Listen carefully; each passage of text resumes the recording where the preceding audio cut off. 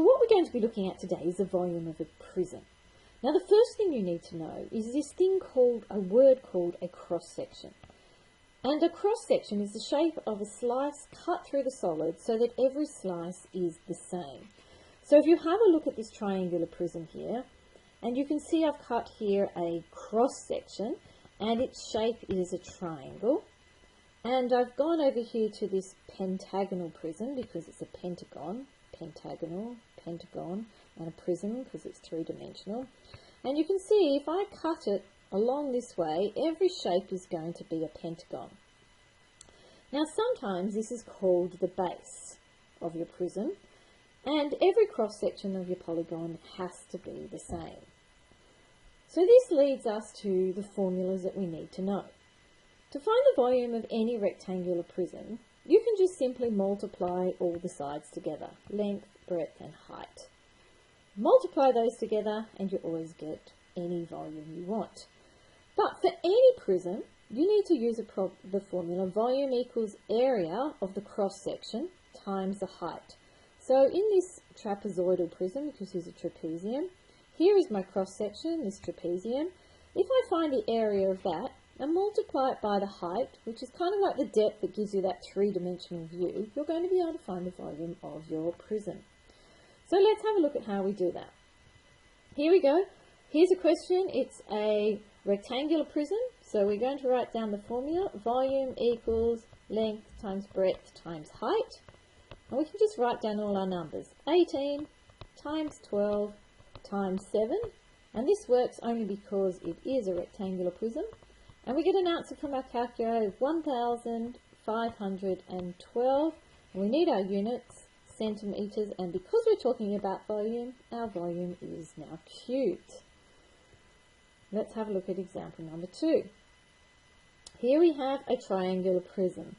So we know volume is the area of the cross-section times by the height. And if I was looking at my cross-section here is a triangle. So let's work out the area of my triangle first. Area of a triangle is half the base times the height. So that's going to be a half times 8 times 5. And what that would give me would be 20 meters squared. So now my volume formula becomes volume equals the area of the cross-section, which is 20, times by the height. Now the height is the number you haven't used, or the one that gives you depth, so in this case it's 15. So it's 20 times 15, and I'm pretty sure you get an answer of 300, and now my units are meters cubed. Area is meters squared, and volume is meters cubed. And that's how easy it is. So volume equals area of the cross-section times the height. We find the area using our area formulas, which you all know very well, and we multiply that number by the number that gives us our depth, and the number that we haven't used. So this leads us on to this very last question, and you can see we have a prism, and here is the shape that would make up my cross-section. It's a T shape, and I don't know anything about finding a T, but I can break that up into two areas. I can find this area up here, which is a rectangle, and the area of a rectangle is length times breadth. So the area of that one must be length times breadth, which must be 40 is my length and 10 is my breadth, which would give me 400 millimeters squared. Plus, I would add to that this rectangle here, which has a length and a breadth of 20 and 13.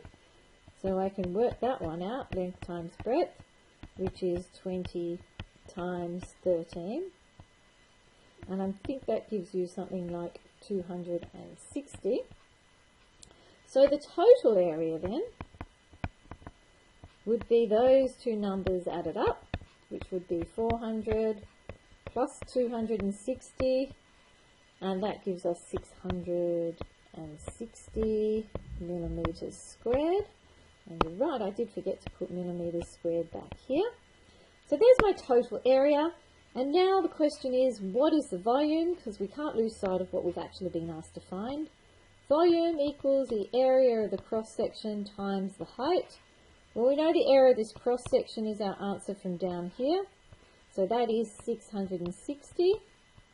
And we're going to times it by that depth. And if we try and find it, here it is here, it's 12. So we're going to times that by 12. And you get 3,120 millimeters, and it's cubed for volume. So I hope that's very clear, and you can all get onto the worksheet that goes with this lesson.